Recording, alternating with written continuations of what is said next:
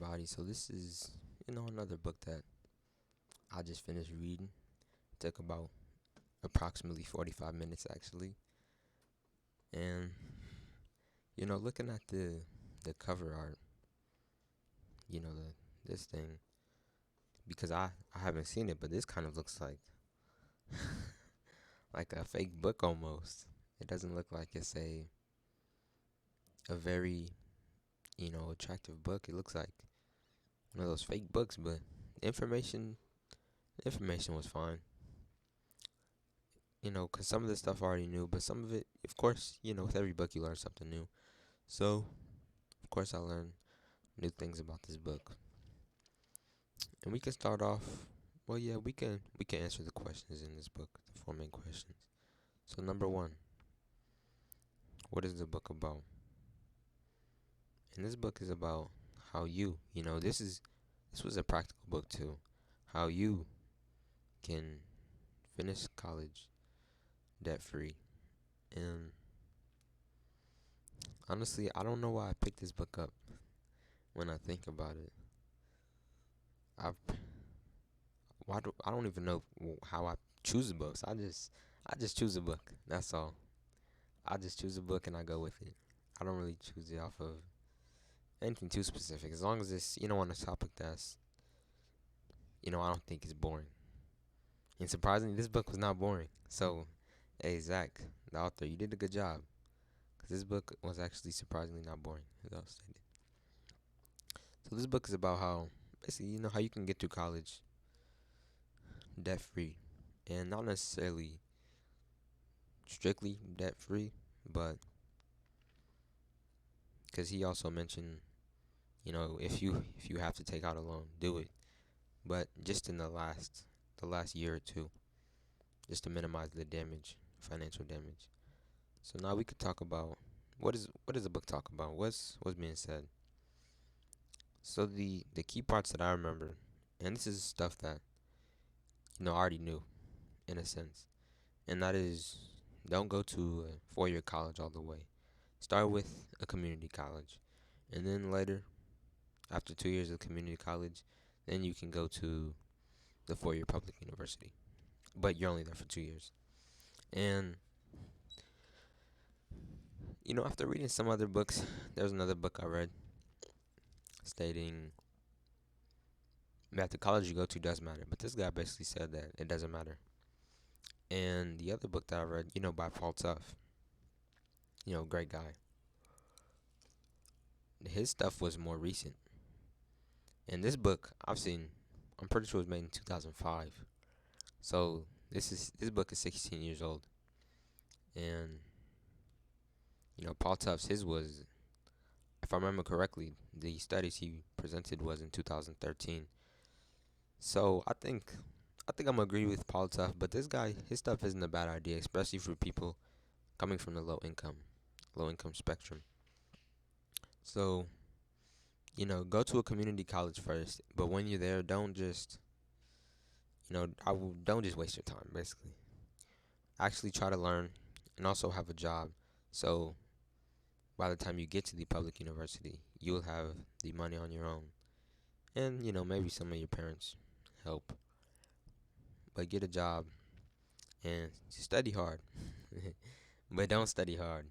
There's different ways to learn things. Like for instance, with me reading this book, it might have took someone else hours to read this book. Well, I got all the information I needed out of 45 minutes, and so you don't have to go hard. Go at it smartly. That's what I was trying to say. Go at it smartly.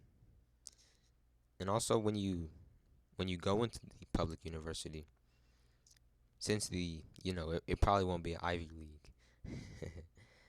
It probably won't be an Ivy League school if you're on the low income spectrum and you don't have a full ride scholarship.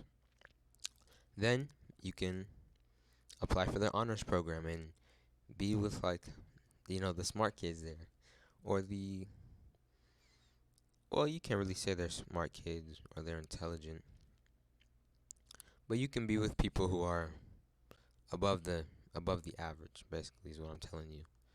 And this is useful for a variety of reasons.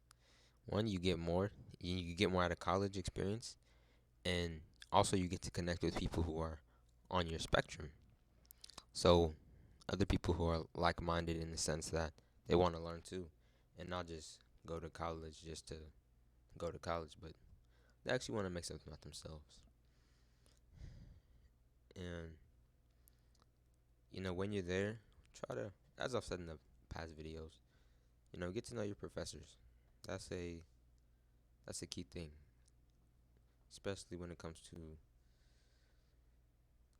getting those requirements and filling the college requirements out. So the next thing that we can talk about is jobs after college. And actually, I'm pretty sure I've read a book about this yesterday too, which I'm not sure I made a video on. I'm sure I didn't make a video on it. But jobs after college. And we could talk about what the other books say in here. But jobs out of college. The the most of the jobs you'll receive after college, they won't necessarily be tailored straight to your major. So you don't have to worry about your major too much. And some advice that he gave here, as I gave, was to double major. And he said that just to broaden your horizons on, and to broaden your resume too. Ironically, you know, to just be better acquainted with more fields, and yeah, just to be better acquainted with more fields, and have more skills. Like for instance, he gave an example of someone who majored both in English and physics, and she went on to be, I'm not sure, but she went on to be, good. And with the English major, while that's important for communication, because communication is something that a lot of people value. I've I've noticed that. He talked about job people value it, the people who are, you know, looking to hire, and also, Warren Buffett. I've read his biography, the biography of Warren Buffett, called the Snowball Effect, if I remember correctly, Snowball Effect. And he talked about how communication skills and social skills are the one thing that he wished he had. Well, he has it now, but that's one thing he wished he always had, because with that you can just connect with a lot more people. It doesn't have to just be based on one thing, and you can, yeah, just connect with more people, and you could find out what people like, what the average human will like. And apart from the double majors and your major not pretty much not mattering, I should say. The other thing about student loans is just don't take them out unless, as I've said in the beginning of this video, unless it's just for the last year or two at college. And when you do, don't take out a lot. Simply because it's just not worth it, pretty much. Especially for the average student. If you're not gonna be an overachiever, and if you're not gonna really immerse yourself in the college experience, but instead you're just gonna go to college and pretty much just act like it's high school and not do much more, then it's pretty much not worth it to spend over $50,000 to go. And another thing that he talked about was starting saving with a Roth IRA. And this is something that actually I wanted to get into. I've read another book about this topic.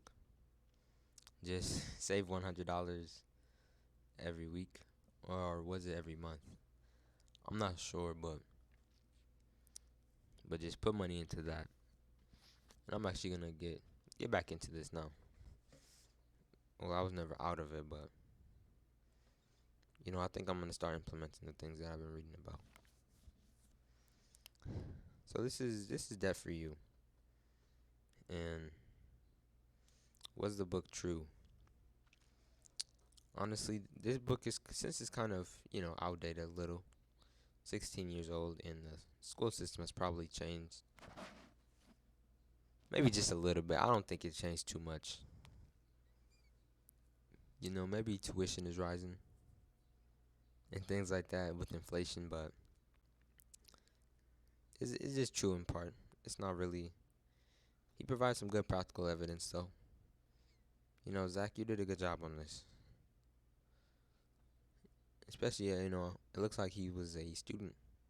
Well, of course he was a student, but he looks relatively young in this. So if he's the author and he's only like 25, 24, then you did a good job on this. And aside from that, we could talk about the meaning of this book. Now, since it's as I said, a practical book, the meaning is pretty straightforward, and that's simply just do what you can. With this situation, just do what you can, and there's always something for you to do. There's always a way that you can enhance yourself. This is Debt for You.